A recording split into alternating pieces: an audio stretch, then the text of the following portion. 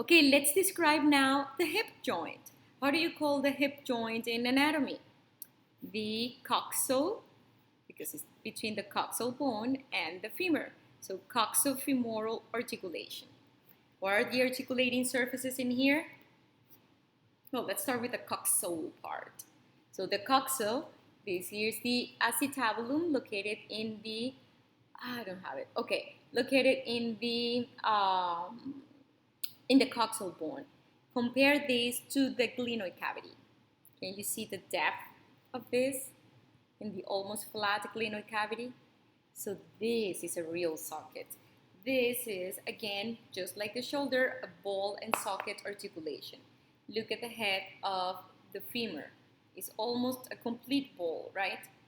So the head of the femur fits perfectly into the acetabulum. Now, in here, we also have, even though this is a deep socket, the acetabulum, we still have that piece of fibrocartilage, the labrum, but in here is called the acetabular labrum.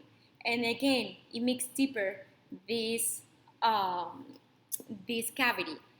And that labrum, that piece of fibrocartilage, goes all the way beyond the head of the femur, so it is important in the joint stability. It is important, unlike in the shoulder joint, the shape of the articulating surfaces and the ligaments and the acetabular labrum are important elements or factors that provide the joint or make the joint stable.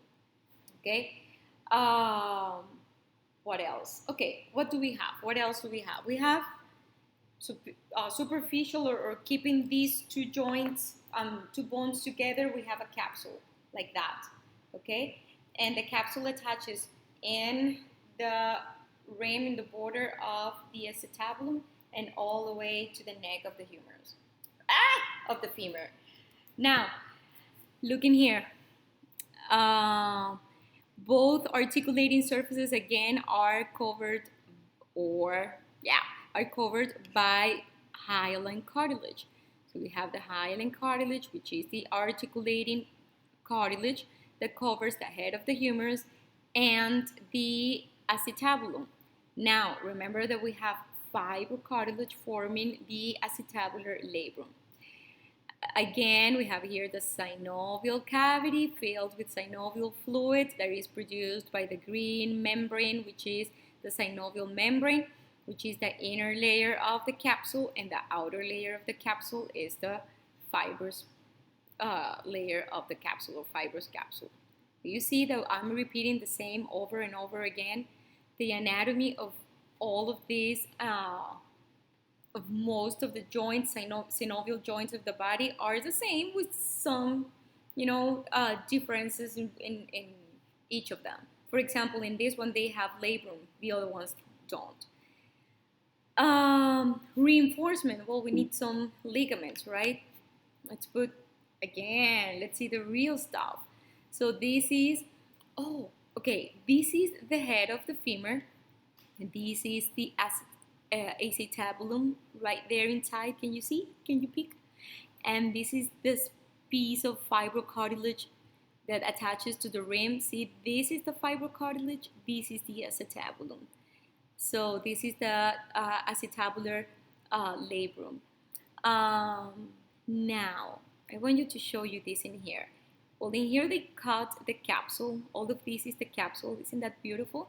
So we can see maybe in here the outside, the fibrous layer, here in the inside, the shiny part, and this is the synovial membrane. The liquid is in there.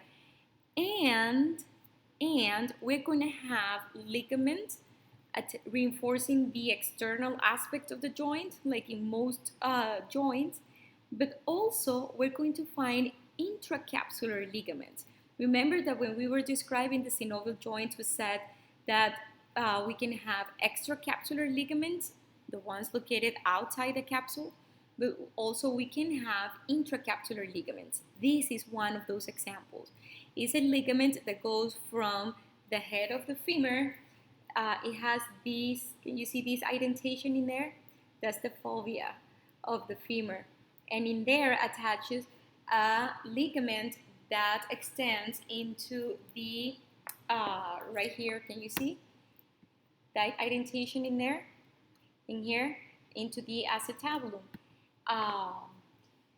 It's not actually to keep both structures together.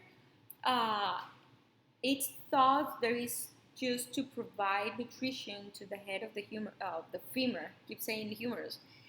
There is an artery running in there, but it's not an element that provides stability to the joint. Now, the extracapsular ligaments are these. See? They're ligaments running from the pubic bone to the femur, to the ischium to the femur, and to the iliac bone to the femur. And they provide anterior, lateral, medial, posterior protection or reinforcement. Also, not as important as in the shoulder that we have a rotator cuff or a group of muscles protecting specifically that joint.